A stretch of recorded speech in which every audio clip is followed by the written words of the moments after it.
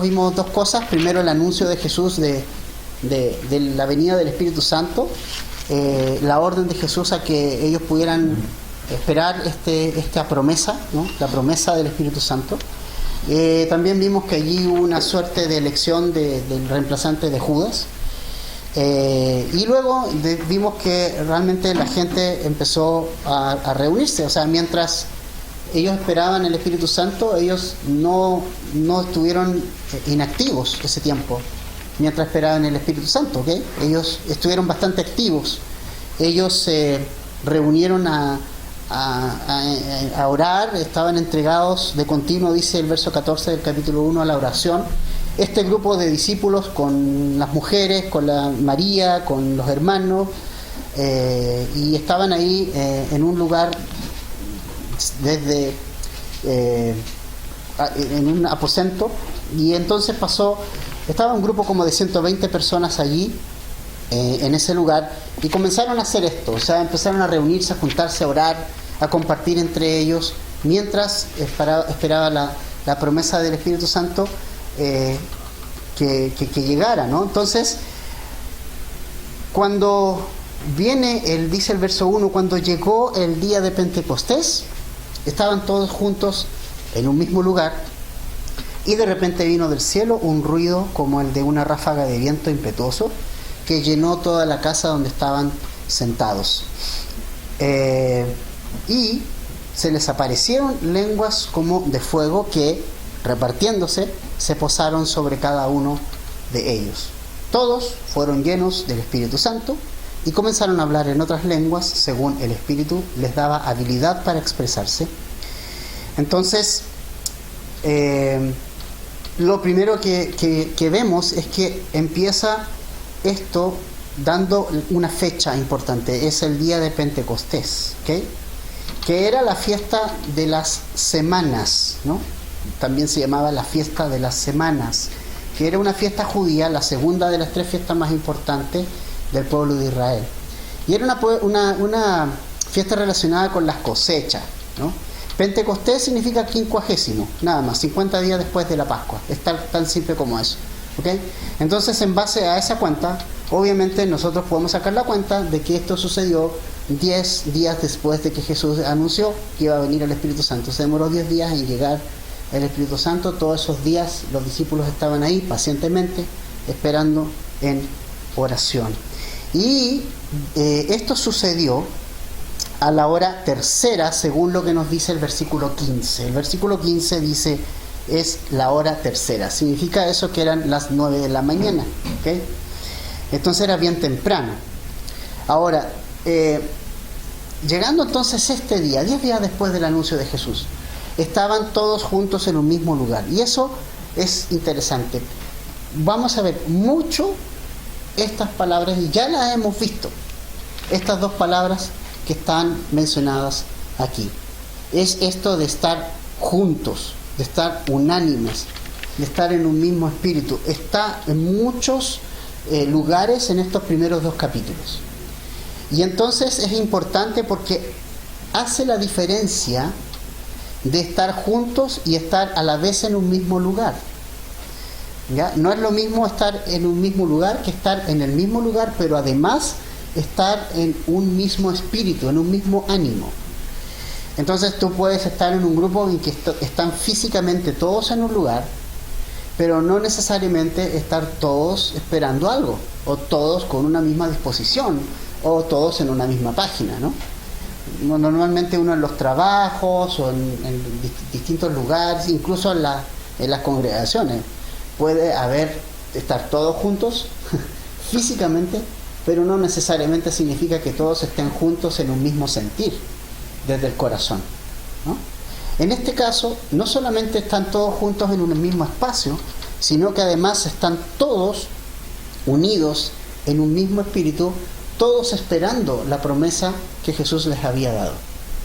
Independiente de quiénes eran, de cuáles eran sus pasados, cuál era su cultura, cuál era su idioma, de dónde provenía, nada de eso importaba, porque ahora estaban todos en un mismo ánimo, esperando la promesa de nuestro Señor Jesucristo. ¿Y qué ocurrió?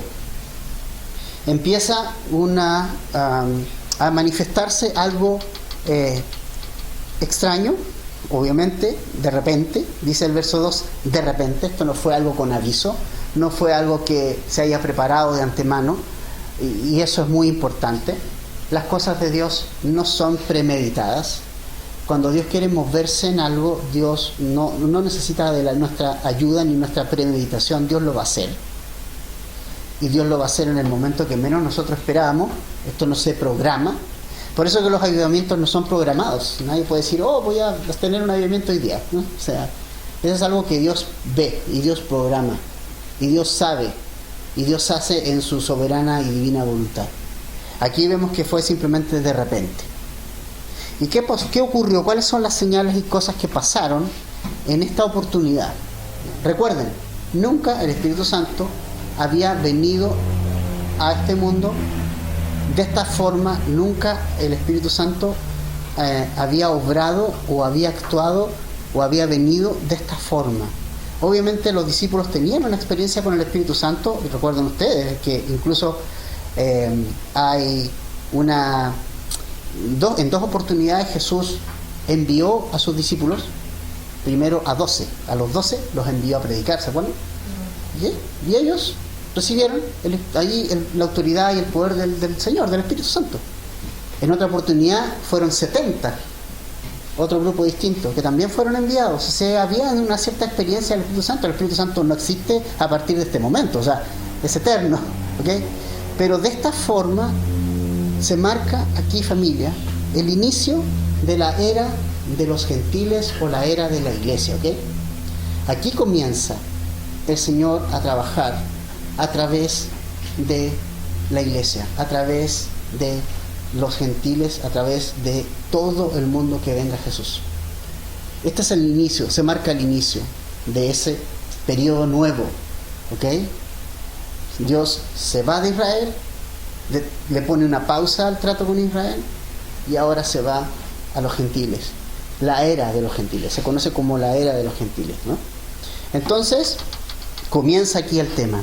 Y fíjense ustedes lo que ocurre. Dice, vino del cielo un ruido como el de una ráfaga de viento. No dice necesariamente que es una ráfaga de viento, sino es como algo, ¿no? Es una comparación. El autor está tratando de explicar un poco lo más parecido posible a la realidad que está ocurriendo. Llenó toda la casa donde están todos sentados. Interesante. No estaban en pie, no estaban arrodillados, estaban sentados. Y podríamos decir que poco ortodoxa la forma. Estaban sentados nomás. Pero es así. O sea, el Señor no necesita de una postura especial para oír nuestro corazón. Sí requiere que si hay algo que tiene que estar postrado, más que mi cuerpo, es mi corazón. Mi corazón tiene que estar postrado, mi corazón tiene que estar inclinado ante el Señor. Porque puede haber personas que están de guatita en el suelo, pero con un corazón súper orgulloso al actuar a la palabra de Dios y a la guía de Dios. No tiene que ver con mi forma de hacer las cosas, tiene que ver dónde está mi corazón. Entonces estas personas estaban sentadas, ni paradas ni arrodilladas, sentadas. Y viene este tema, ¿no? Empieza a llenar este viento impetuoso toda la casa. Están todos unánimes. Y la segunda cosa que ocurre es que se les aparecieron lenguas como de fuego repartidos sobre cada uno de los que estaban allí. Y esto es interesante porque en el griego la palabra lenguas aquí es dialectos. Es decir, son idiomas conocidos, no desconocidos, ¿ok? Lenguas de fuego. ¿Cómo de fuego? Otra vez una comparación. No es que haya sido fuego, como de fuego. Y es interesante porque la idea del griego, el original, y es como algo así como un rayo o como un relámpago. Es como que fue la chispa que te hizo hablar ciertas cosas, ¿no? Es como que alguien vino y me está haciendo hablar de esta manera, ¿no? Un rayo, un relámpago. Cuando cae un relámpago en alguna parte, nada queda igual. O sea, hay un efecto de eso, ¿no? Hay un efecto cuando cae un relámpago, un rayo en una parte.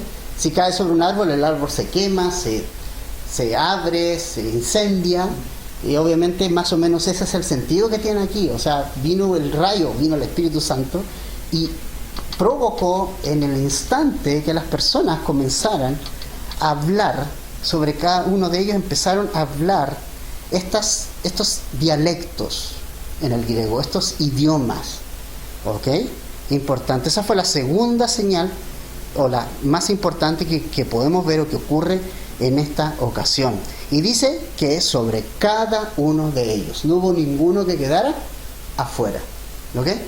Todos los que estaban ahí, todos los que estaban sentados, se les apareció estas lenguas repartidas como de fuego, como este relámpago, como este rayo viniendo sobre ellos. ¿Sí? Ahora, interesante porque recién ahora dice, todos fueron llenos del Espíritu Santo. Después de todo eso, dice, todos fueron llenos del Espíritu Santo. Y es tan hermoso este momento, porque también dice, todos nuevamente fueron llenos con el Espíritu Santo. Ahora, recordemos los que estaban ahí. Los 12 apóstoles, ¿cierto? O sea, los 11 más el que eligieron. ¿Cierto? Estaban las hermanas de los hermanos del Señor, María, otras mujeres, más o menos 120 estaban. Y todos ellos fueron llenos del Espíritu Santo. Pero no es la primera experiencia que ellos tienen con el Espíritu Santo. ¿Okay? Habían tenido experiencias ya con el Espíritu Santo antes. Y para eso, tanto Mateo 10 como Lucas 10 menciona la misión de los 12 y el otro menciona la misión de los 70, como habíamos dicho. Pero hay 3 preposiciones respecto al Espíritu Santo que son súper importantes y que es necesario recordar, que nos indican la obra del Espíritu Santo en una persona. ¿Ya? Vamos a revisarlas. Vamos a Juan, capítulo 14, versos 16 y 17, por favor. Juan, capítulo 14, versículos 16 y 17.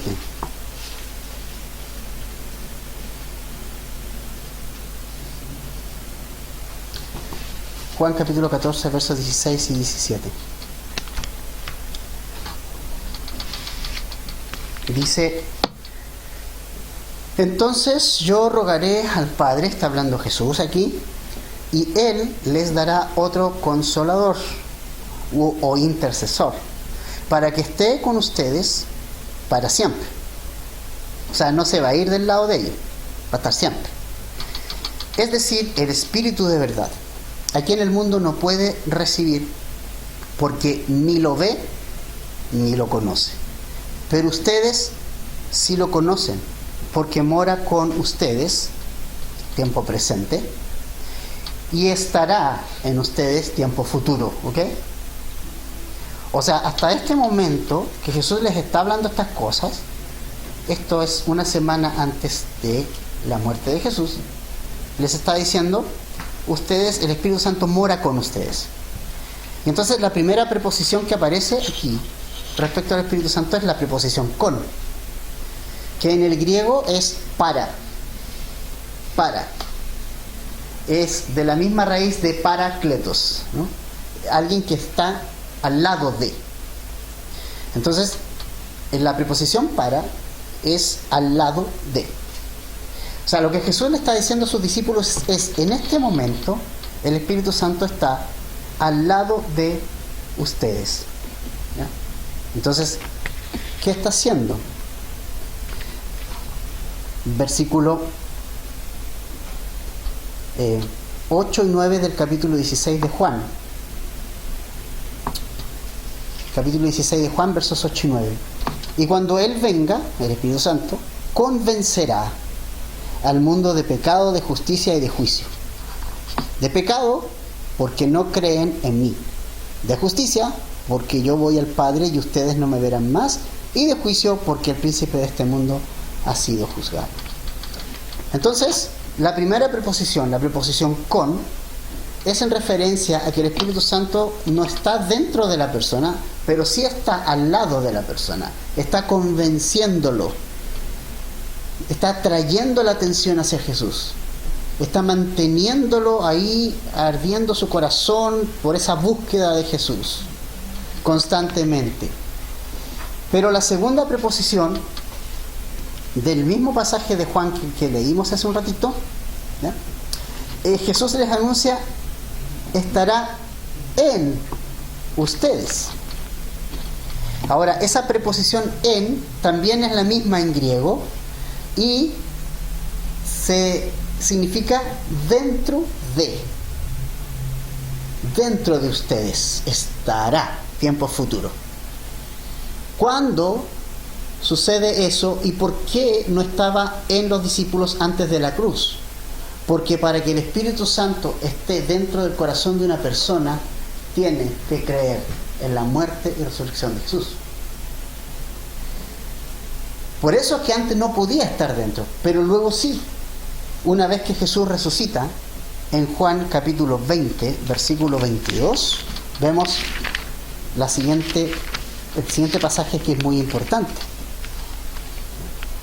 Vamos a leer Juan 20, versos 21 y 22. Dice: Jesús les dijo otra vez: paz a ustedes. Aquí está Jesús resucitado ya, ¿ok? Como el Padre me ha enviado, así también yo los envío, ¿ok? Después de decir esto, sopló sobre ellos y dijo: reciban el Espíritu Santo. ¿Ok? Entonces, aquí tienen la segunda experiencia con el Espíritu Santo los discípulos. ¿Cuál es esa segunda experiencia? Ya no está al lado solamente de ellos. Ahora ha pasado la cruz, ha pasado la resurrección. El Espíritu Santo les convenció a ellos, y entonces ahora ellos que creen en Jesús, ahora reciben al Espíritu Santo dentro de sus corazones. Podríamos decir, este es el momento en que los discípulos nacieron de nuevo por el Espíritu Santo. Este es el momento que podemos decir fueron salvos ya, ¿no? Porque sin la cruz de Cristo, ¿quién podía ser salvo? Todos los que murieron antes estaban en el seno de Abraham, dice la historia de Jesús, del rico y Lázaro. ¿Y qué hacía Abraham mientras venía Jesús? Consolaba y animaba a los que esperaron la promesa todo ese tiempo.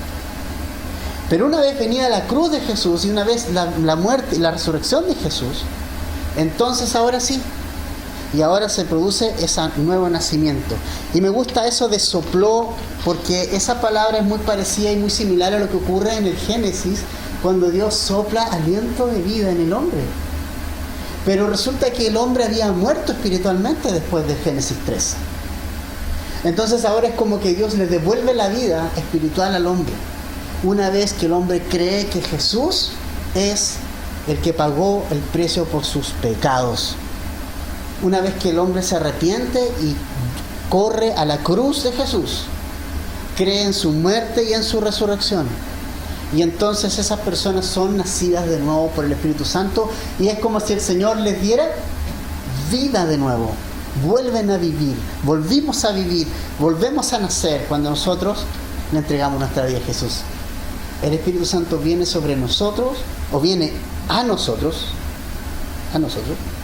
y entra en nuestro corazón. ¿Sí? Mira, eso es lo que nos dice Efesios. Vaya por un momentito a Efesios, capítulo 1, versículos 13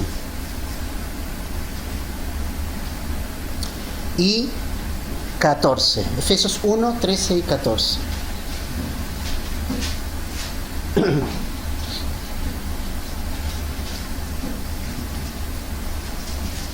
Efesios 1, 13 y 14. Dice: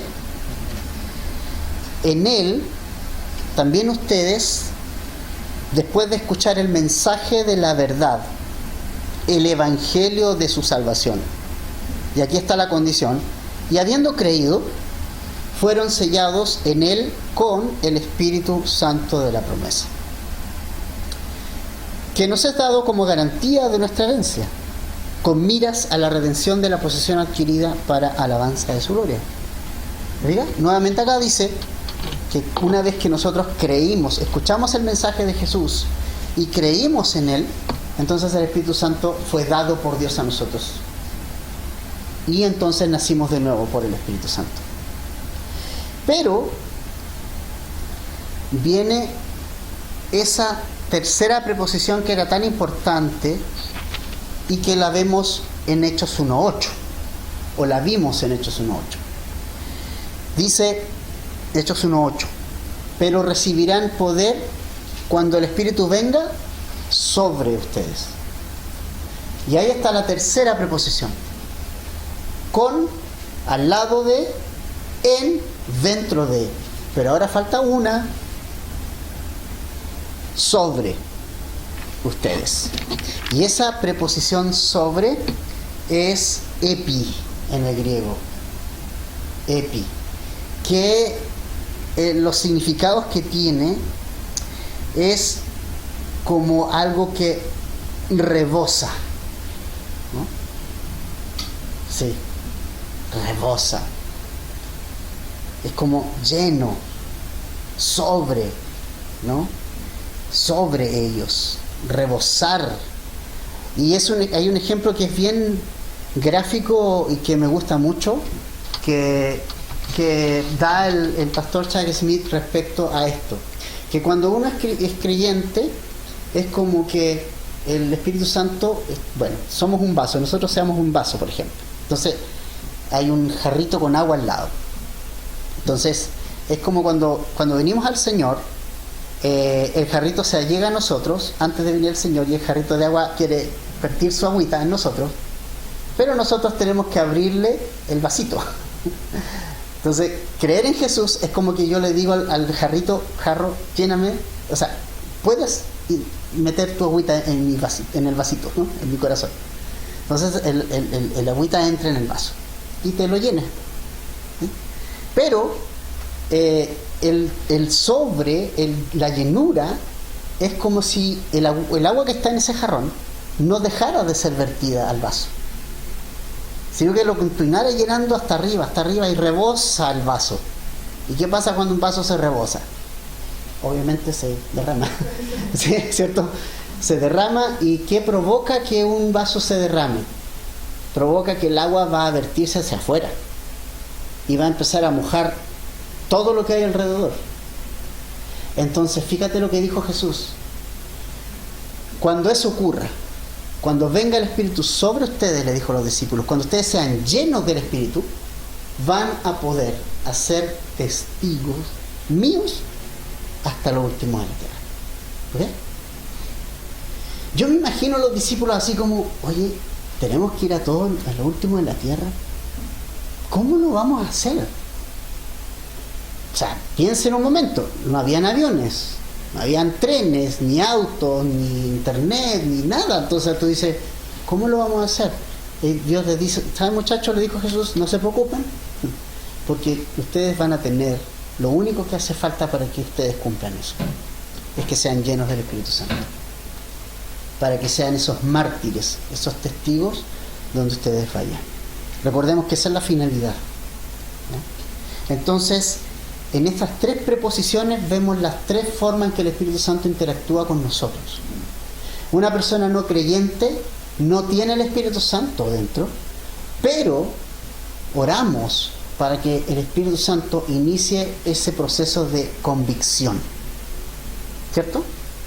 Que empiece a tocar su corazón, que empiece a incomodarlo. Eso es lo que hace el Espíritu Santo en nosotros, nos empieza a incomodar, ¿o no? Empieza a incomodarnos y empieza como, ay, y que hasta que finalmente se nos presenta el Evangelio, y es súper importante que alguien nos haya predicado el Evangelio, porque oyendo el Evangelio viene el trabajo. Es porque era en el Evangelio que el Espíritu Santo viene a mí y se pone dentro.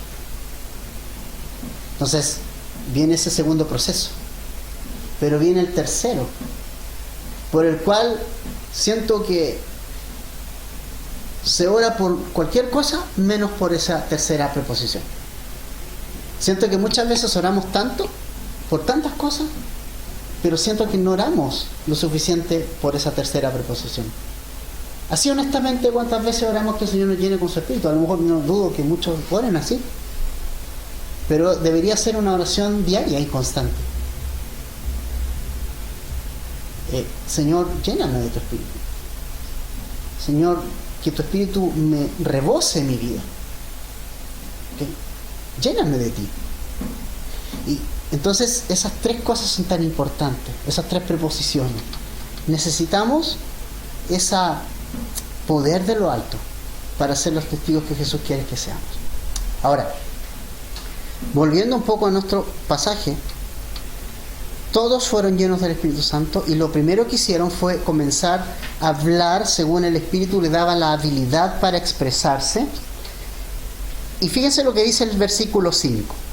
Había judíos que moraban en Jerusalén, hombres piadosos procedentes de, esto es importante, de todas las naciones debajo del cielo.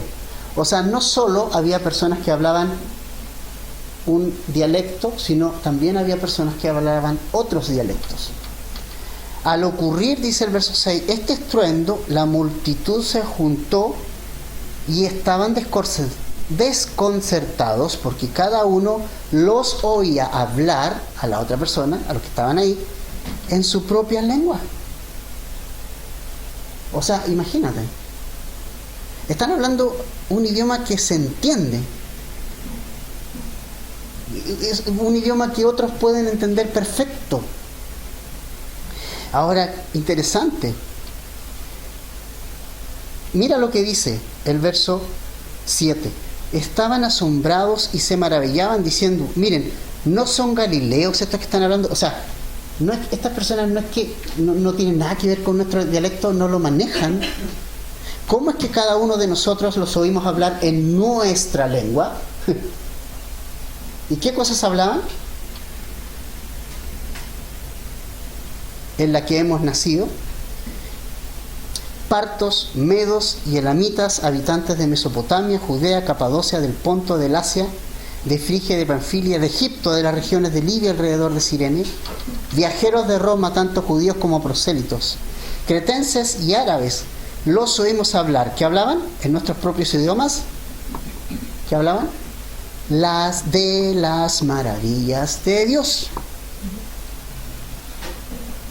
¿Cuál era la gran comisión? Hasta lo último de la tierra. ¿Ok? No todas las personas en lo último de la tierra hablaban el mismo idioma. Cada uno tenía su propio dialecto. Entonces, como que Jesús aquí dice, ¿sabes qué? El idioma no es impedimento para que ustedes vayan y prediquen el Evangelio. El Espíritu Santo los va a capacitar. El Espíritu Santo los va a usar. Le dice a sus discípulos. Es como si el Espíritu Santo dijera, ¿saben qué, muchachos? No hay límite para mí. Ni el idioma va a ser límite, ni nada va a ser límite para que ustedes prediquen el Evangelio a todo el mundo. Nada. Interesante. Yo recuerdo que cuando llegó el gringo misionero acá a Temuco y yo recién convertido, y el gringo hablaba, yo creo que de los 45 minutos del mensaje yo lo entendía 5 minutos, 10 minutos, era un español horrible. ¿Ya? Sin embargo, el espíritu era el mismo, ¿no? Y como que de alguna forma se acomodaba la cosa y como que yo entendía lo que quería decir. Ahora, es interesante porque no hay límite para el Señor al momento de predicar el Evangelio. Entonces, la sorpresa de la gente acá es cómo es que estas personas pueden hablar tan claramente de las maravillas de Dios, de lo que Dios hace e hizo en ellos y está haciendo en ellos en nuestro idioma. Es como raro, ¿no? Ahora, necesitamos ser súper cuidadosos en cuanto a, ¿será esta solo la señal de que hemos sido bautizados por el Espíritu Santo? Vamos a Hechos, capítulo 4, versículo 31.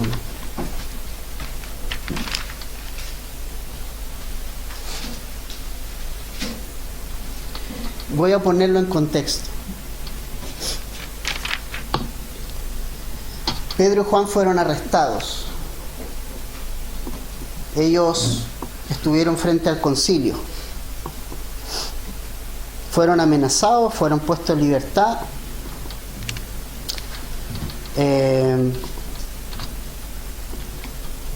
Y cuando fueron puestos en libertad, empezaron a orar. Ellos llegaron al lugar donde se reunían y ellos empezaron a orar. ¿Ya? Entonces, la oración de ellos no fue, Señor, no queremos ser perseguidos, ¿ok? Nunca pidieron ellos, Señor, que se acabe la persecución. Ellos oraron por valentía, por denuedo, para continuar predicando la palabra. Y en el verso 31, finalizando la oración, dice: después que oraron, el lugar donde estaban reunidos tembló y todos fueron llenos del Espíritu Santo. Los mismos que en el pasaje que acabamos de leer estaban ahí y hablaban la palabra de Dios con valor. En esta oportunidad no hubo dialectos. En la versión anterior sí lo hubo. Entonces, ¿de qué tenemos que tener cuidado? De generalizar.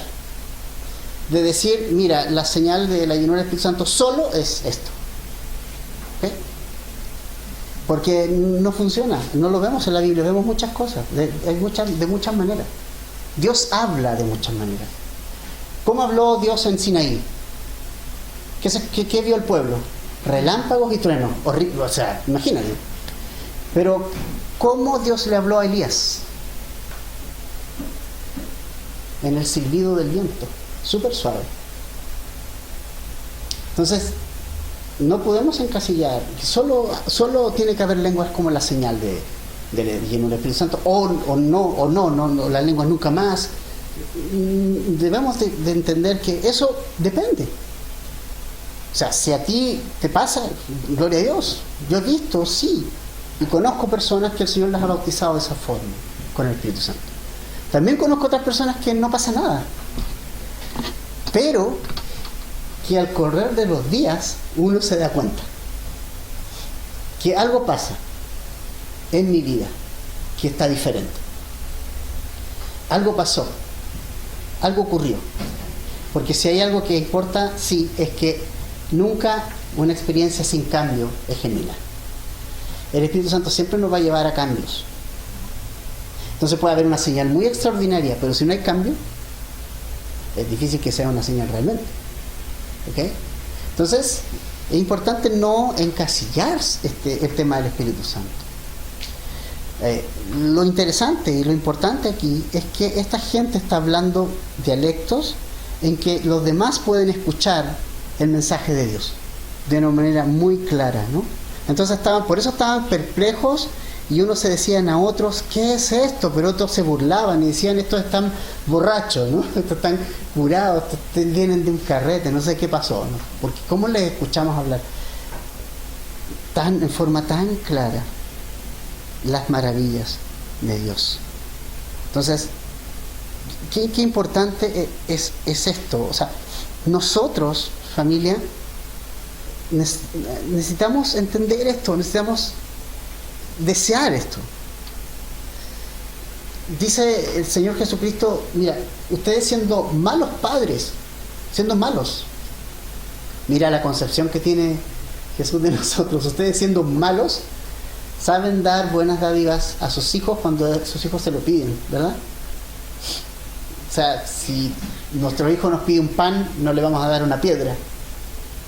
Si nos pide comida, no le vamos a dar otra cosa que no sea comida. Bueno, Jesús dijo, ¿cuánto más vuestro Padre que está en los cielos, que es un buen Padre, les va a dar el Espíritu Santo? Y les va a llenar con su Espíritu Santo si ustedes se lo piden. Entonces a veces pedimos tantas cosas que se nos olvida pedir algo tan importante y que tanto lo necesitamos en nuestros días, como es que seamos llenos del Espíritu Santo. Y necesitamos pedirlo y ser constantes y además ser pacientes para que Dios lo haga, no artificialmente, no con noches especiales del Espíritu, sino que el Señor lo haga, que el Señor soberanamente lo haga, pero que nosotros lo pidamos. necesitamos pedirlo. Cada día. Y yo les animo a que lo pidamos. Y que lo pidas. Si tú eres un cristiano, puedes pedirlo. Y no temas, mira que el Señor no dice Efesios que no debemos de embriagarnos con vino, a lo cual hay disolución, o sea, hay inestabilidad, ¿cierto? Eso es disolución. Va para allá, va para acá, para allá, para acá. O habla tontera, ¿no? Eso es disolución, hablar tontera. Antes bien, sean llenos del Espíritu Santo. Y luego agrega, cantando entre ustedes con salmos, con himnos y cánticos espirituales. Una vida llena del Espíritu Santo va a rebosar. Jesús te va a salir por los poros a Jesús. Su carácter, su amor, su gracia, sus dones te van a salir por los poros. ¿Sí? Y esto es para hoy y esto es para nosotros. Y además el Espíritu Santo dota de dones a los hombres. El Espíritu Santo es el que nos da dones a cada uno para desarrollarlos en su vida diaria y también para tus hermanos. Dones que el Señor da para ser usados para su gloria, para ser usados por la guía de Él también. Y que muchos hoy enseñan que ya no están. Pero sí están. Está muy de moda, ¿no? Hay un concepto, ¿cómo le llaman ellos? Le llaman cesacionismo, ¿no? Como que no, como que ya no, como que... Y realmente no hay ninguna escritura que me diga que todos cesaron. O sea, si la iglesia de hechos está ahí, están los dones ahí, tienen su lugar. ¿Estamos de acuerdo que hay un extremo? Claro que sí. Corintio tuvo que ser Pablo súper tajante con ellos y un poco ordenar la cosa porque estaba en desorden. Ahora que los dones espirituales tampoco son sinónimos de espiritualidad, estamos de acuerdo también. Porque la iglesia de Corinto era la iglesia más carnal que ha estado en el Nuevo Testamento. Tenían todos los dones. Gloria a Dios. Pero eran carnalísimos. O sea, había división. Había partido por Pedro, por Pablo, por este, por el otro. Habían abuso en la Santa Cena. Habían borrachera en la Santa Cena. Había un caso de fornicación y de incesto dentro de la iglesia, y tenían todos los dones. O sea, tampoco caigamos en eso de, bueno, si tengo dones, entonces porque soy espiritual, ¿no? No, necesariamente. Pero eso no nos puede quitar esto de que los dones son para hoy. Y el Señor los puede usar, y los va a usar. En tu vida diaria, Él te va a capacitar y te va a dar esos dones que necesitas en tu vida diaria y y tal vez te va a mostrar orar por alguien especial en la reunión o algo, siempre decentemente y en orden. Pero nunca la Biblia dice que no están los dones. No hay un pasaje que nos diga que ya no, o que ha cesado. Realmente es increíble, ¿no? Y es porque le queremos quitar esa parte. ¿Por qué le queremos quitar la parte que es tan importante? Que es que el Señor obre. Venía para acá conversando con José, me decía, papá, ¿tú has visto en tu vida algo sobrenatural? Y bueno, una de las primeras cosas sobrenatural que vi fue que el borracho, el carretero, el bueno para la noche, el desordenado, el mentiroso, en un día para otro llegó al Señor, que era yo. Ese fue el primer milagro, el más grande. ¿Y he visto otros? Claro que sí. He visto sanidades en mi vida, en mi familia, en la iglesia. He visto muchas cosas. No podemos dejar afuera algo que es importante también. ¿sí? Si quitáramos las señales de hechos, tendríamos un libro de este porte, chiquitito. No podemos tapar los ojos ante tan grande evidencia. Ahora, siempre, nunca olvidar la prioridad, ¿ok? Y vamos a ver la próxima semana que toda experiencia debe ser explicable. Pedro va a explicar, basándose en la palabra, lo que está ocurriendo en este momento. Porque necesitas tener una base teológica importante también, ¿no? Recuerdo una vez una persona me dijo, que Dios la había tomado en risa y como que se había matado la risa. Y como que trata de, pero explícamelo. ¿Puedes explicarlo? No, no lo puedo explicar. ¿Y qué pasó después? Nada, o sea, fue una experiencia, ¿no? Sin sustento, sin cambio, sin transformación, no pasó nada. Solo un asunto muerto, solo. Entonces también entiendo que hay abusos, claro que sí, pero no me puedo tampoco ir al extremo de decir esto ya no, o el espíritu ya no, porque eso es un extremo, ¿okay? Hay un extremo. ¿Qué sacamos con que se haga todo lo correcto, parece todo en su lugar, pero no haya vida, ¿no? ¿Qué se saca con todo en su lugar y todo, pero no hay vida? Entonces necesitamos entender que esto es para hoy y necesitamos estar abiertos a la obra del Espíritu Santo. Y Él levanta y hace como Él quiere, y a veces las cosas más ilógicas es las que hace el Espíritu Santo. Recuerde a Jesús. Algunas personas las sanó a distancia, a otras personas las tocó, a uno le puso barro, ¿se acuerdan? Con saliva, o sea, en los ojos. O sea, no podemos encasillar eso, ¿no? Por eso necesitamos la guía del Espíritu Santo, familia, en todo, incluido en cosas que a nosotros parecen ser rutinarias, pero siempre necesitamos depender del Espíritu. Por eso es tan importante orar al Señor y orar en la dirección correcta, como veíamos en el discipulado, ¿cierto? Tener una comunicación con Dios eficiente, no deficiente. Súper importante. Necesitamos esto, familia. Y te insto a orar juntos por esto. Porque Villarrica puede ser impactado con el Señor, pero sin esto no va a poder ser. Necesitamos esto. O tal vez tú quieres que tu familia, que alguien que no conozca a Cristo sea impactado.